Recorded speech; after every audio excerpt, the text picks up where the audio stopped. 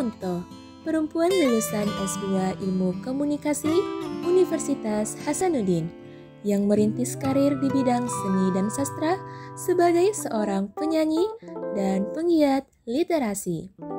Selain aktif bermusik, ia juga seorang ibu rumah tangga. Penasaran dengan sosok Vini Mamunto? Yuk kita simak ceritanya. Awalnya memang saya ikutan itu namanya, jadi di kotaku, Kota Mobagu, ada satu radio lokal yang kemudian membuka ajang untuk anak SMA ikutan jadi penyiar radio. Nah di situ saya mulai siaran radio, terus kayaknya ada orang yang denger nih di radio, terus dia coba kontak Kak waktu itu datang ke sekolah, ada satu brand untuk minta saya menjadi MC-nya kayak gitu. Akhirnya saya kayak masih belum yakin gitu toh, tapi diyakinkan sama orang brandnya, bisa gitu, waktu siaran bisa gitu, lucu. Akhirnya oh ya ayo gitu. Pada saat saya nge-MC ternyata nge-MC itu bukan cuma soal kasih tahu orang soal acara, bukan cuma untuk kayak kasih tahu jalannya acara, produk knowledge, tapi lebih ke interaktif. Bagaimana kemudian orang kemudian merasa terikat dengan acara. Sebenarnya sampai sekarang saya bekerja dari hobi ya, hobi yang dibayar istilahnya kayak gitu, karena bekerja sebagai penyanyi, terus di sisi lain saya juga suka mengatur. Akhirnya saya jadi manajer band kapal udara, terus sebagai konten kreator juga, dan penyiar radio. At least semua yang saya kerjakan hari ini saya cinta kayak gitu, saya suka gitu apa yang saya kerjakan.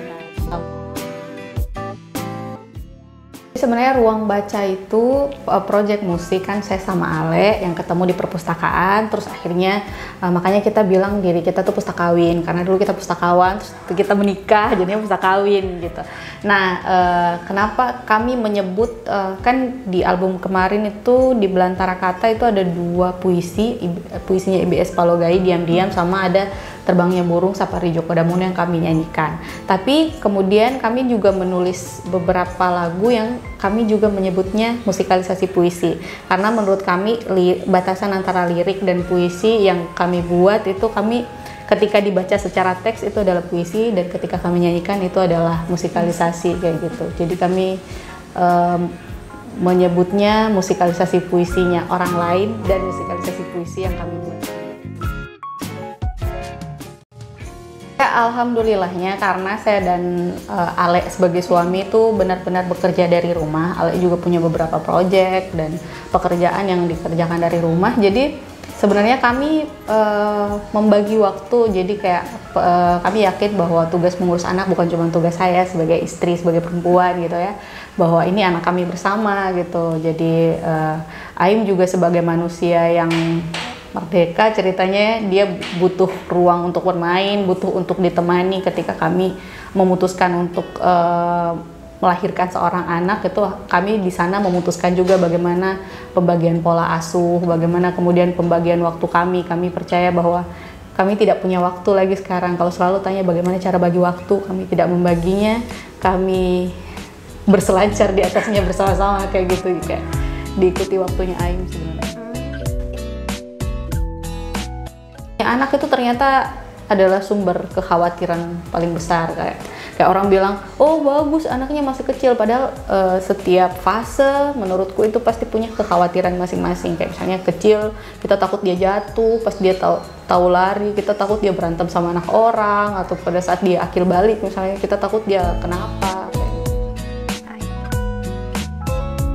Stigma orang-orang tidak akan menurunkan nilai kepercayaanku terhadap apa yang saya pilih gitu. Kayak kalau saya mau dengerin semua orang juga pasti capek kan, kayak gitu. Jadi menurutku kalau kita memang sama pasangan sudah deal, sudah sepakat untuk menjalani ini, ya apapun, misalnya kalaupun ada masukan dari orang kan kita bisa filter. Kita kan itulah menurutku gunanya membaca, gunanya berdiskusi dengan orang-orang, bukan untuk dihafal tapi untuk bisa jadi tools buat kita berpikir untuk menyaring mana yang kita ambil, mana yang kita sisihkan.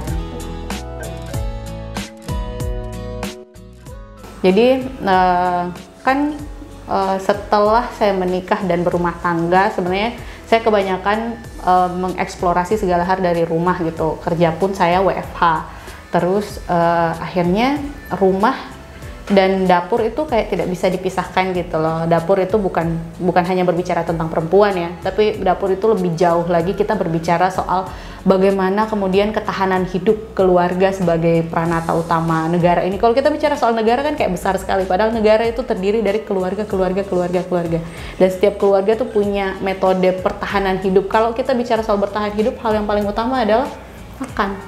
Dan kayak gitu ya kan, makan, bernafas, dan itu kalau kita bicara soal makanan memang sangat kompleks ya, berbicara soal ekonomi, soal pola makan, bagaimana sebenarnya tingkat stres yang tinggi itu dipicu juga oleh pola makan, bagaimana kemudian pola makan kita menunjang daya hidup kita, misalnya stamina kita sebenarnya masih bisa 100%, tapi karena kita makannya tidak teratur akhirnya bisa jadi 50%.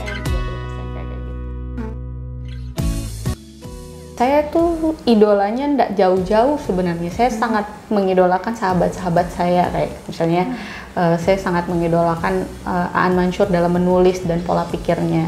Saya sangat mengidolakan ada namanya Nur Hadi Sirimorok dalam pendampingan desanya. Terus saya sangat mengidolakan Harnita Rahman yang punya kedai kopi. Hidup amat sederhana, yang rumit hanya tafsirannya. Oh, ya.